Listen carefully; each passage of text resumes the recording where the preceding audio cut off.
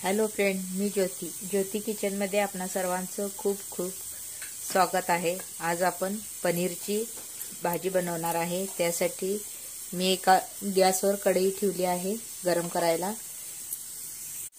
आता कढईत मी एक मोठा चमचा भरून तेल घातला आहे।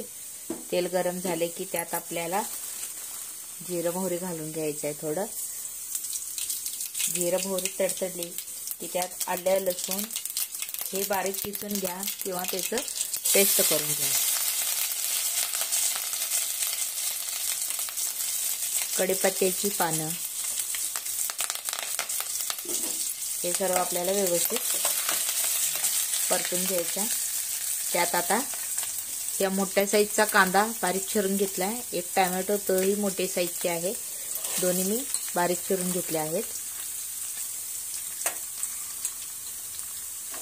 जास्त आलं लसूण भाजायचं नाही। आरत कच्चं झाले की लगेच त्यात घालून घ्यायचं, जेणेकरून आलं लसूण आपलं करपलं जाणार नाही आणि ते चांगल्या प्रकारे आता आपण परतून घेऊ। पनीरचे हे मी अशा प्रकारे काप करून घेतले आहेत। हे बघा, हे असे याचे क्यूब तयार करून घेतले। हे पनीर मी घरात तयार केलं आहे, विकतचं पनीर नाही आहे, ते घरातलं पनीर आहे। आणि हे एक 10 ते 12 काजूच्या पाकळ्या पाण्यात 5-10-15 मिनिटं भिजवून चांगल्या प्रकारे त्याला मिक्सरमधून बारीक करून घेतला आहे। आपण काजू पनीर यांची भाजी बनवणार आहे, त्यासाठी मी काजूचा वापर करत आहे। जर तुमच्याकडे काजू नसेल तर तुम्ही त्याऐवजी 1 चमचा बेसनही वापरून ही भाजी व्यवस्थित बनू शकते। आता कांदा, टोमॅटो, लसूण हे चांगलं व्यवस्थित असं आपलं परतून झालं आहे। आता ह्यात आपल्याला मसाले घालून घ्यायचे। मी 1 चमचा एक चमचा चटणी घेतला आहे, 1 चमचा धने पावडर, 1 चमचा गरम मसाला, 1 चमचा लाल तिखट पावडर, चवीनुसार मीठ आणि छोटा चमचा हळद। हे सर्व आता आपण यात मिक्स करून घेऊ आणि हे चांगल्या प्रकारे असं तेलात परतून घेऊ।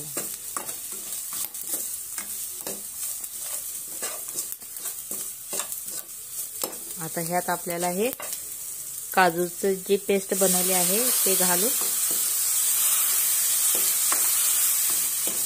परतून घ्यायचं।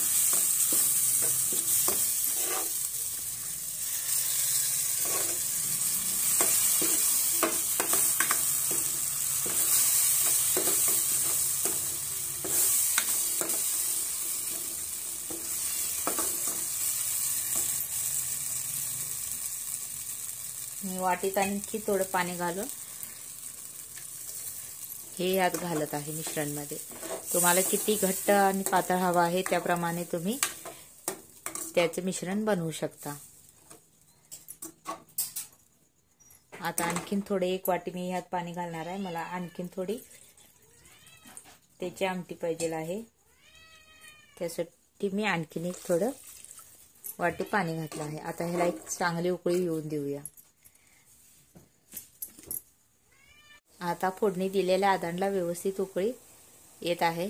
आता ह्या स्टेपला आपल्याला हे कापलेले पनीर घालून घ्यायचे आहे।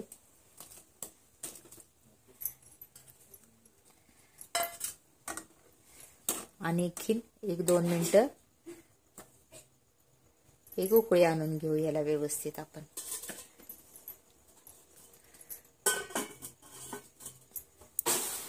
अशा प्रकारे आता आपली पनीरची भाजी तयार झाली आहे।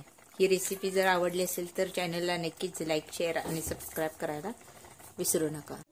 हे पहा, अशा प्रकारे आपली पनीरची भाजी बनवून तयार झाली आहे। कशी दिसत आहे? तुम्हाला जर ही रेसिपी आवडली असेल तर माझ्या चॅनलला नक्कीच लाईक, शेअर आणि सबस्क्राईब करायला विसरू नका।